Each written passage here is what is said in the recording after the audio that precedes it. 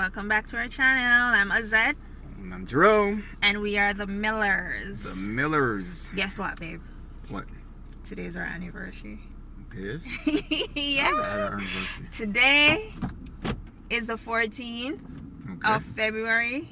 Alright. 6 years ago today.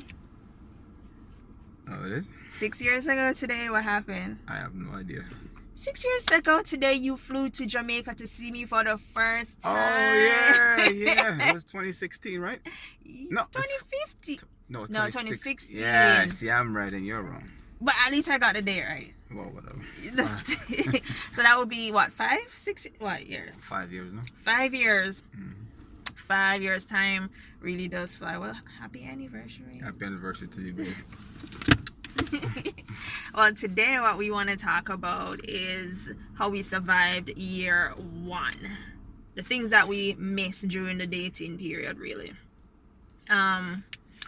So for those of you who are familiar with our story, know that we dated long distance when I was in Jamaica, and we met in a Christian group, and we were friends on Facebook, but we weren't everyday talking friend. It was like once a year, happy birthday, or we had like 2 conversations before we really became really friends and couldn't stop talking to each other.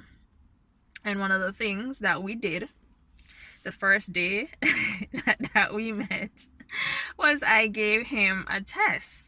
A test? Yes, you remember the temperament test? Oh, yeah. Yes. So we did a whole lot of tests. So he did a temperament test where we found out, okay, so I am choleric, melancholy, because I have 2. Mm-hmm. I have 2 lead temperaments. I'm sanguine, no? You are phlegmatic, sanguine. So you're basically the opposite of me on the spectrum. So it's the opposite. So he's opposite. We're opposite in every way. But we did a whole lot of tests. So he's phlegmatic, sanguine, melancholy, choleric, and I'm choleric, melancholy, sanguine, phlegmatic. And why are you telling all these people all this? We're gonna put it there. Okay. So they know that they need to go do this test, and it's in the books that we recommended before. Serious About Love. It's really important to see how your brain is made up and how you respond to things, why you are the way you are, and the issues that the Holy Spirit has with you to bring you back into, accordance with God's will. Because when God created Adam, he was perfect and he had all the good traits. So basically, like the more knowledge you are about yourself, the better you are to deal right. with, or to search. If you're looking for love or whatever, you deal with deal with those perspectives. It helps you in every way how to understand yourself, so you can tell the person, hey, this is who I am when you're dating, and this is why I am. Can you cope with this? And be honest, say, hey, because choleric people tend to be a bit bossy. That's one of the dark side. We come off as bossy because we are very goal oriented, and we leave the fun for later. We are like, let's get the job done now. And he's more like, when we get there, we'll figure it out. And I'm like, Negro, no, we are not about that life. We are going to make a plan A, plan B, plan C. That's my And both ways work, by the way. One way is more expensive. One way is more expensive. So if you want to get it done, I think you should do it the caloric way. Yes. If you want to have fun, fine. But your way is expensive, babe. Because when we need to plan a trip, later, and we know the price of plane tickets goes up with the days and the weeks, right? Okay, so and that's something we experienced when we were dating. Instead of saying, okay, babe, this is the date, let's get the tickets, and that's it. We save money and what time I'm simply and saying effort that and headache. everything doesn't work out every way. Sometimes you need to do that. Sometimes you need to relax. Sometimes you just there's different. Yes. Yeah. So there's a season for everything. Exactly. So, and I'm just saying, get the seasons right. How do you get the seasons? Always get them right. Get the seasons right. You don't always get them right. Anyhow. So we did a whole lot of testing. We did the temperament testing. We downloaded an app where we found out that I am INTJ. It was ESTJ or something like that. So we were doing all these tests, and we spoke to people who have been married for 30 years, 25 years, persons who have married and been widowed and marry again. Remember Sister and Brother Walker. And we were just asking questions to prepare ourselves, and some of the things that we were hearing were trivial to us. Toilet seat being left up, squeezing the toothpaste from the middle or the end, or whatever your triviality is. yeah, toilet paper roll being on the thing the wrong way. So for us, that was like, those are too trivial. I don't know. In my household, Jerome has never left the toilet seat up or down. Well, Whatever. yeah, it doesn't matter to me how it is, but he has never left it up. Right? It's always down. What would let me hit the roof is finding your business on the seat, which never happens. So for me, I could say, hey, I don't want that to happen. I would really hit the roof. You'll see the ugly side of me. Clean up after yourself. And he's really good with that. And that was something that I found out from the first time we met when he came to Jamaica. And I went and I looked in his bathroom, and saw him cleaning himself. I was like, okay, that's nice. And he kept his prior life going. So that was good. That was something I was looking for. And I believe that telling them, hey, I want somebody who's spiritual, but not telling them how you want it to be done, that's even more important. So when he's into his devotions and we're sharing sermons and whatnot, that was really good. That was consistent, and I could tell that was really who he was. Some of the things, that was one of the things that really got me. What Dave, in your opinion, what would you say were like our 3 biggest issues in year 1 and we missed because we were not really in the same space? Yeah, I think more like getting to know someone, to kind of get to know them. Because for me personally, I'm more of a person to person, so to speak. I can relate to you more when you're close, when you're close up. For her, she can deal with people from a long distance perspective, but for me personally, I have to see you and to see what you're like in front of me, not just because we were video, we we did a lot of talk over the internet. So yeah. for you, it was more a hands-on interactive kind of learning. That's for me. And for me, it's book. Just tell me that this is who you are, and I will adjust accordingly. And it's based upon your personality as well, right? I think the 3 biggest things. That was one for me. I mean, go ahead. Okay, go ahead. And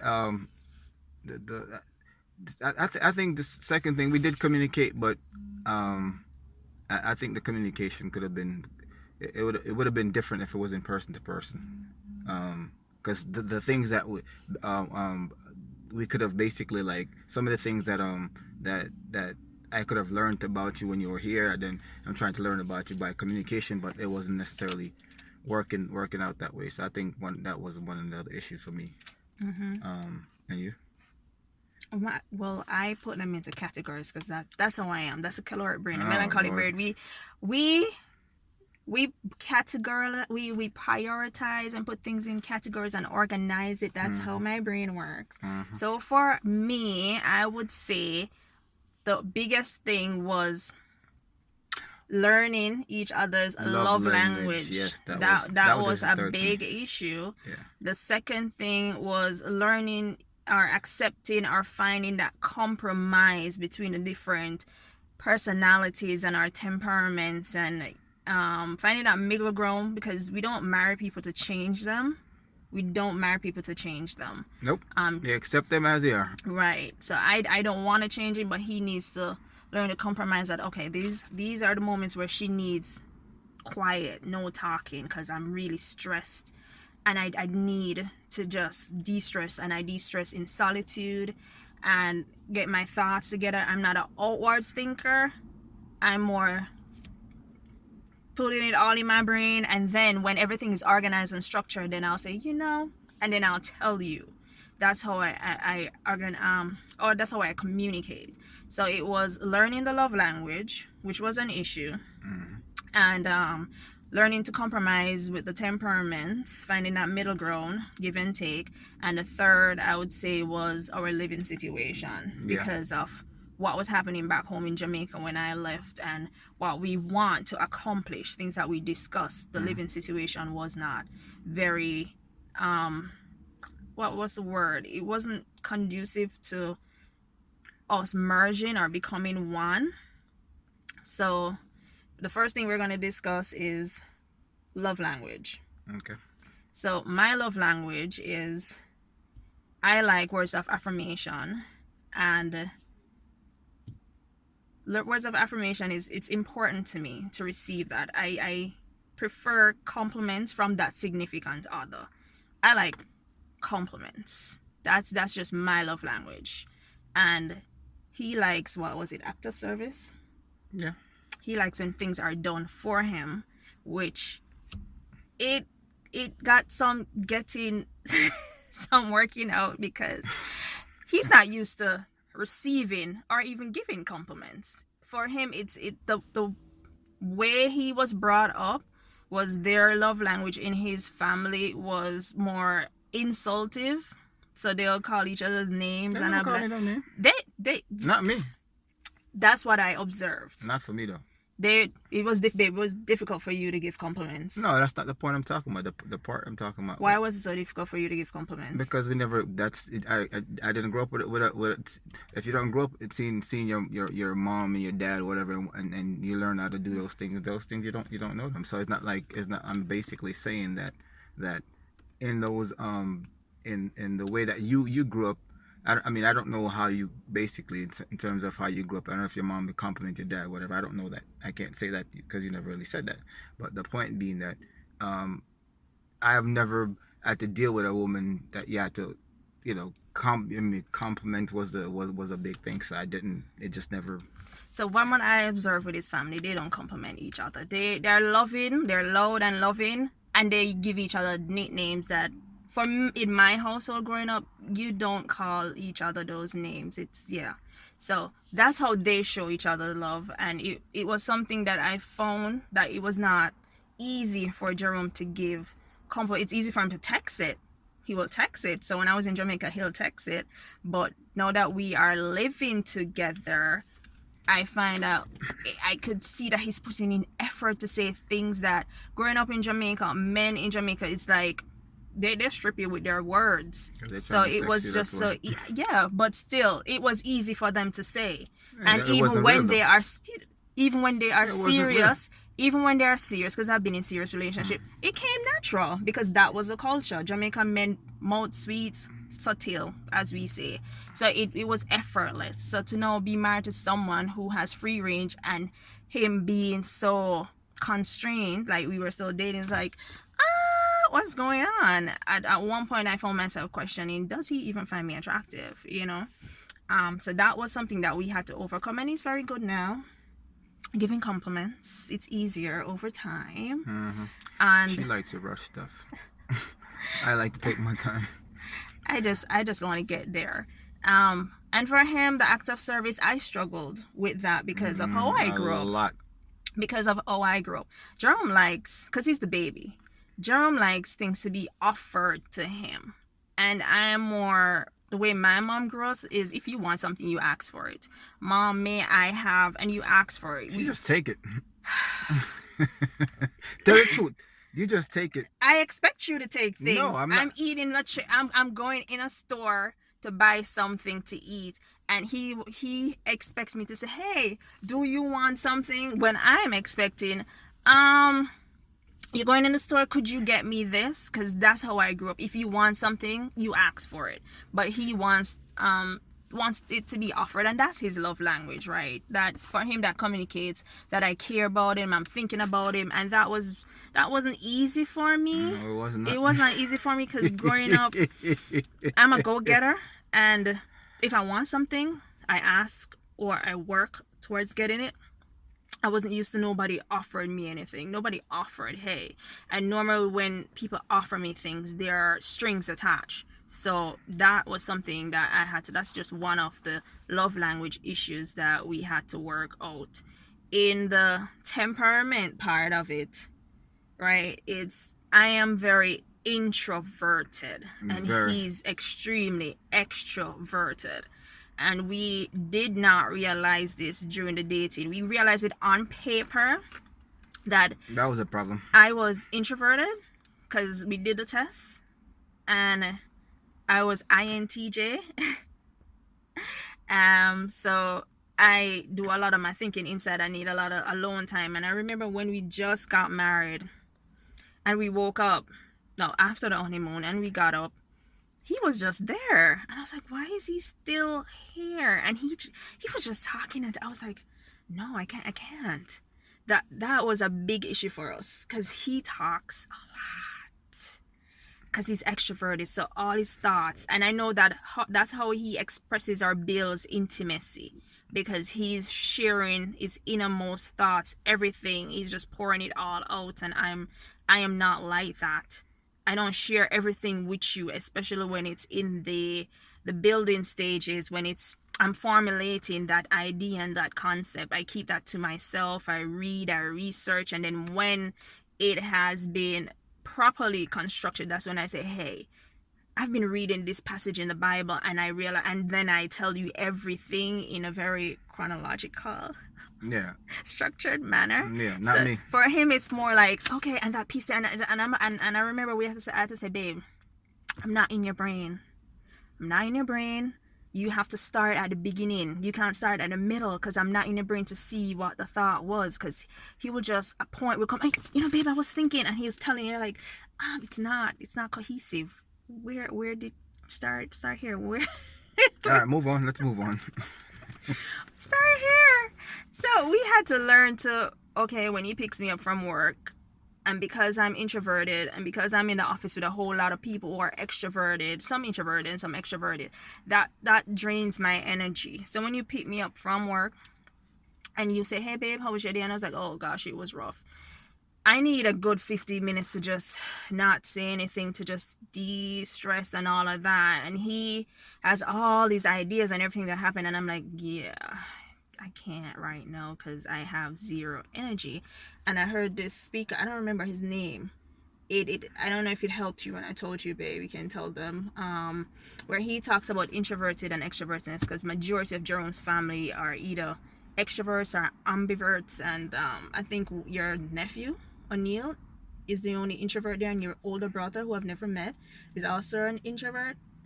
So the way he explains it is, when an introvert wakes up, they have, say, 5 coins, and with each interaction they lose a coin, right? They lose a coin, and so by the end of the day we are so drained, and we need that solitude and alone time to just recharge our batteries. Once the extrovert, when they wake up, they have 0 coins, and with each interaction they get a coin, so by the end of the day they're just high and full of energy. Maybe that's why you can't sleep at night, babe. I can't sleep. He's a night bird. He's an owl, and I'm there sleeping, slumbering away. He's up on his phone talking to everybody in the world, and I'm like, it's 9 o'clock. I am proud. It's 9 o'clock. I'm going to bed. Everyone who knows me knows I'm in bed by 9. I don't care. So that was one of the things that we had to learn to bridge that introverted extroverted kind of thing. Because I remember even when we went to church and I would not talk to everybody at once, that's because I would, as an introvert, you take in you're trying to make sense of your entire environment, and not just the surface. Because I don't do surface. I don't do small talks. No, I don't do small talks. I don't do surface. I like deep conversations.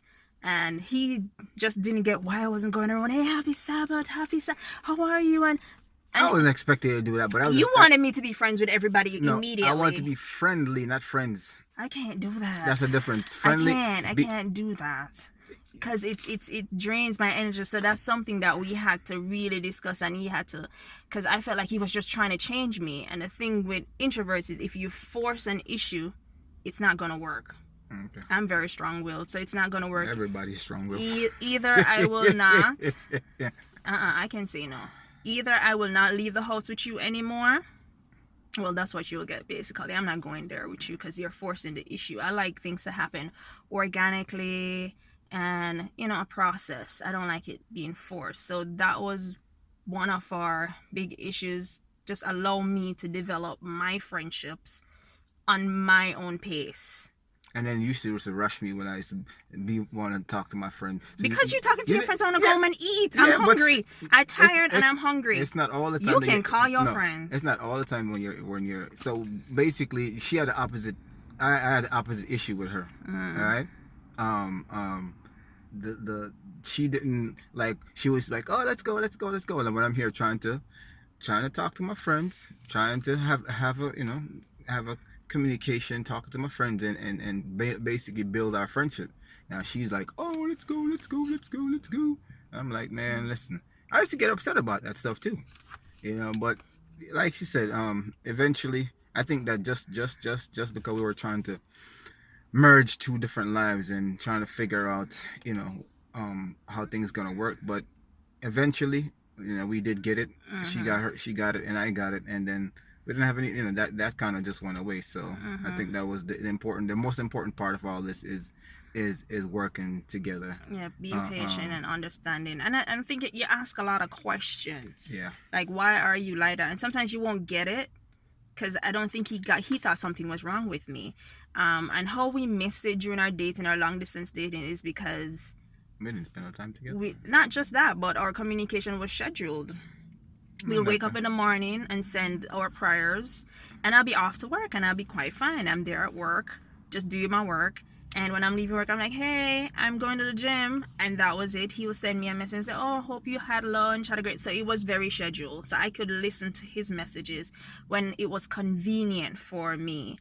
And I'll hit the gym, heading home. Well, I am heading home. Got home. We'll schedule our 1 hour conversation before I go to bed. Yeah. Or we'll send voice notes throughout the day. So I can answer it like that. So for me, I didn't know that. Him being extroverted, I knew, because everybody knew him. And when I realized that, oh my goodness, he knows everybody. Like, we'll go out and everyone's like, hey, Jerome. And I'm like, this is a lot. I don't like this much attention. Okay. One of the reasons why I do that, I try to be friendly with everybody, because you are friendly. Are being friendly with everyone. I believe that's anytime God has given me opportunity to know people, I never know that, being friendly with them, you never know the next time next time I may see them, God may give me a word for them, or whatever the case may be. So I try to be friendly to people, just for the fact that I would like to win them to Christ. So that is my main focus of what I do. And I believe in treating people with dignity, and just like they're people just like myself. So I respect that about you. And that's the reason why there's a method. There's a reason why. There's a reason why. Yeah, but God, I respect that about you, and I do love that about you.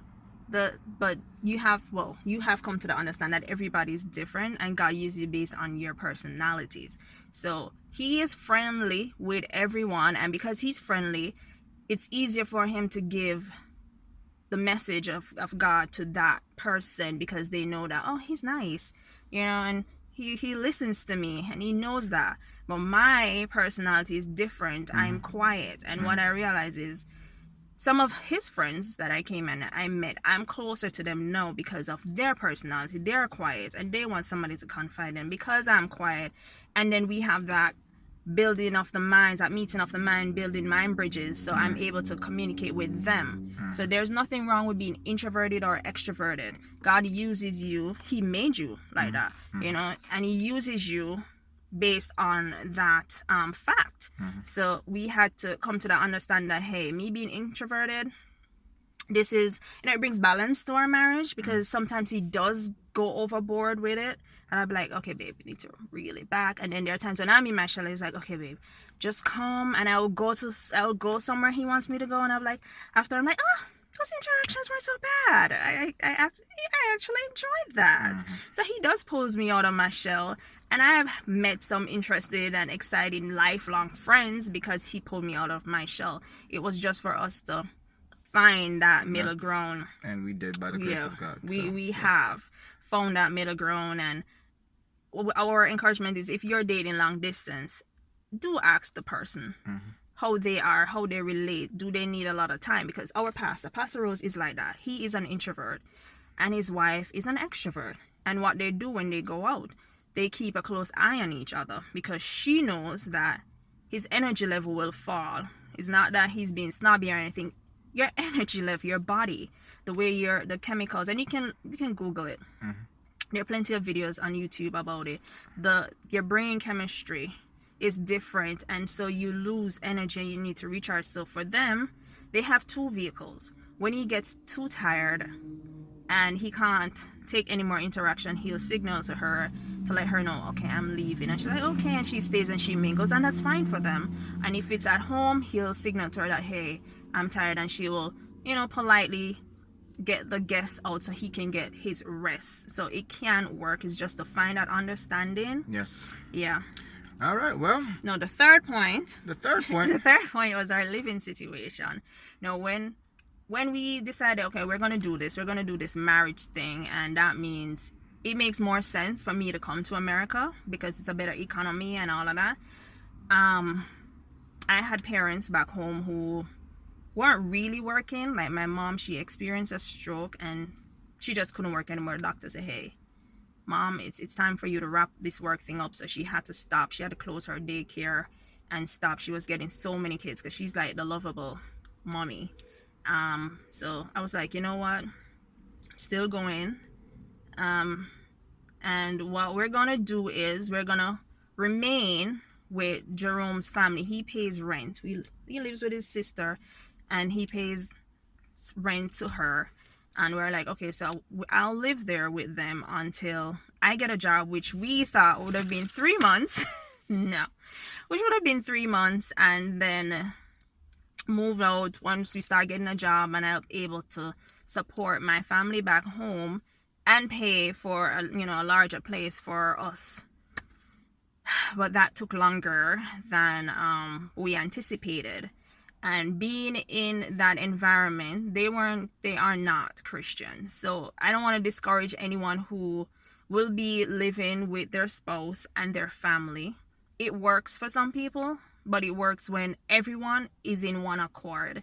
So like everyone is, I guess, has the same religious beliefs or have that same kind of acceptance or temperament. It works because, as I had said before, Jerome's family was extroverted. They're loud and loving people, but I need my quiet time. And I wasn't getting my quiet time. And they weren't Christians. So for us, it was very difficult. I think it was the most stress. Well, it added to the stress because we didn't get to explore each other sexually the way we wanted, or we weren't able to lean on each other the way we are leaning on each other now. Because once I got the job, a couple months later we moved out, and Jerome and I became best of friends because now we felt like the two of us are cleaving and it's just us against the world, and we had that space to joke around and to explore, yes, the beautiful licensed sex that God gave us. We are able to do that with no restrictions. Yeah. I mean, it's at the end of the day, you have to do. It's not like she didn't know. She didn't know. One of the things is that she didn't come and she was not invited into something that she didn't know about. Mm-hmm. So when you have to be honest with people. Let them know what up front. Where things are, mm-hmm. how they stand, mm-hmm. and then once you do that, that's whatever happens after that. At least you're clear. You're in a cut. Like, listen, you know what it is. This is what I said to you. This is actually the situation is, and once they accept that situation, you're gonna be able to work together towards something greater. But you have to be able to be honest and open and tell that person exactly what they're coming into. Mm-hmm. And it's not like she didn't know. She came here several times and she know what she was coming into. So yeah. And then we made that decision honesty, together. Yeah, you have to be honest with people. Let them know the truth up front. Mm-hmm. And let them decide for themselves, and then after that, then you work together. Mm-hmm. If you decide that that's what you're gonna do, you work together. But all in all, there's lessons in there. There's lessons in every step of the way, every step of the journey. There's a lesson to be learned, and I'm sure that we have learned some lessons. We have learned to weather some difficulties together as a couple. Yes. We have learned to grow together. We have learned to you learn to love people even more. Set aside whatever difference that you may have with them. But it's important that you pick up on those lessons that enriches your relationship. There's no mistake. God doesn't make mistakes, mm-hmm. and every situation you find yourself in, there's a lesson to be learned from it. So right, I think one of the things I learned about you living with your family is the family dynamics and why you are the way you are. So that was a good takeaway. And that's another take. That's another video. Yes, that's it. So we're gonna just recap the 3 things that so yeah, in another video we'll discuss the other things, because it came to a point where I was like, okay, maybe we should just get divorced. And I was praying and saying, okay, God, did I marry someone I should have remained friends with, like should have just had great Bible study with, and that was it? So there were those little struggles that we'll discuss in another video. But for this video, we discuss love language, learning each other's love language, Communication. even when it's hard. Some love languages you think would come easy, it should come easy for your partner.